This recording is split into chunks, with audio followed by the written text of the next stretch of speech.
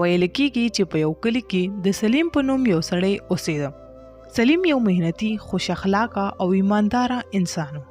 د سلیم لور خانزادي په ټول کلي کې د خپل قابلیت او عقلمندۍ په وجه ډېره زیاته مشهوره وه.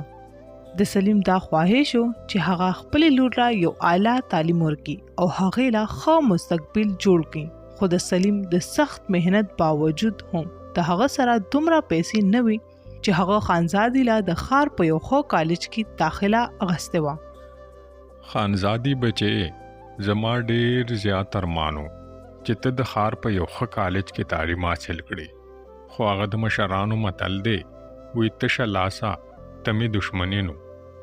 بابا دا غمونه مه کوه. تا چې په ما کم تعلیم وکړو نو دا هم کافي دی. کم سے کم زه په خپل ژوند د الله د احکاماتو مطابق تیرولی شم او چې الله زموږ حالات ښه کړي نو نور تعلیم به هم وکړم.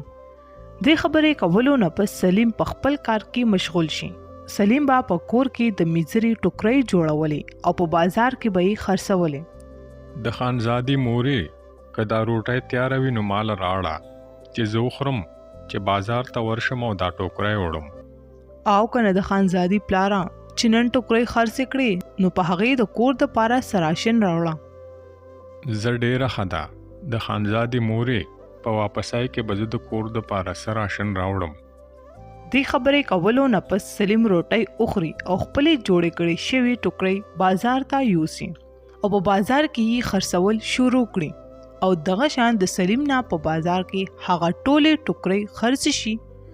کله چې سلیم نه هغه ټوکرۍ خرڅ شي او هغه ته د خپل مهنت پیسې ملاو شي نو په هغه پیسو هغه د کور دپاره سراشن راواخلي.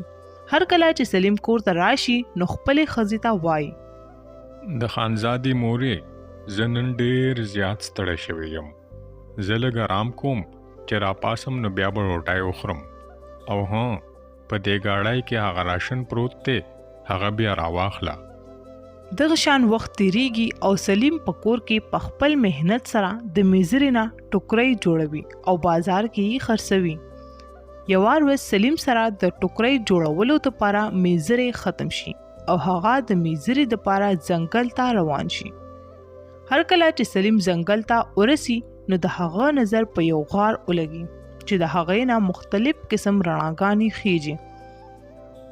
ما له دې غار ته تلل پکار دي چې دا رڼا د کم ځای نه راځي او په څه وجه راځي.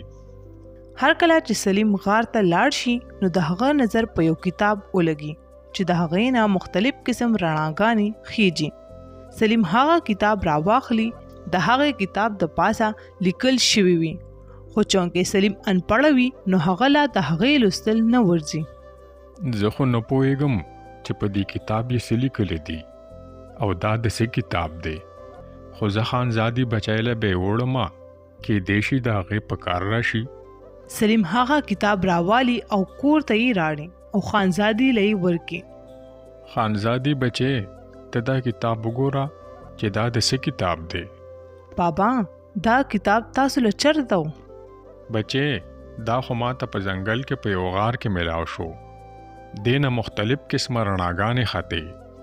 بابا دا خو یو جادویي کتاب دی او په دې کتاب کې لیکل شوي دي چې که چېرې یو ایمانداره کس دا کتاب ولولي نو د هغه به هر خواهش پوره کیږي، او که چېرې یو بې ایمانه کس یې ولولي نو دا کتاب به هغه په هغه ځای ختم کړي. خانزادي بچې، زما په خپل ځان یقین دی. ما خو چېرته چا سره څه بېایماني نه ده کړې. زه به دا کتاب ضرور لولم، خو زه خو انپړه یم. زه به دا کتاب څنګه لولم؟ بابا زه به تاسو ته څه بنیادي لفظونه وښایم چې د هغې په ذریعه به تاسو ډیر په اسانه دا کتاب ولولئ. د څو ورځې سخت مهنت نه پس سلیم د هغه کتاب لفظونه او د هغې لوستل زده کړل. یوه ورځ سلیم هغه کتاب راواخلي او په اوچت اواز د هغې لوستل شروع کړي.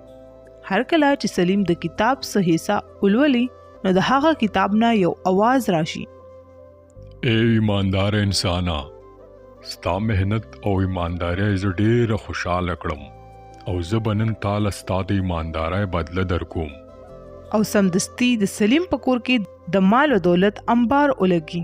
د دې په لیدو سره سلیم او د هغه خاندان ډیر زیات خوشاله شي او د خدای شکر ادا کړي. هغه ځان لا په ښار کې یو نوې بنگله واخلي او خانزادي لا په یو ښه کالج کې داخله واخلي او هغوی فیصله وکړي چې موږ به باقی ژوند هم په ایماندارۍ کې تیرو.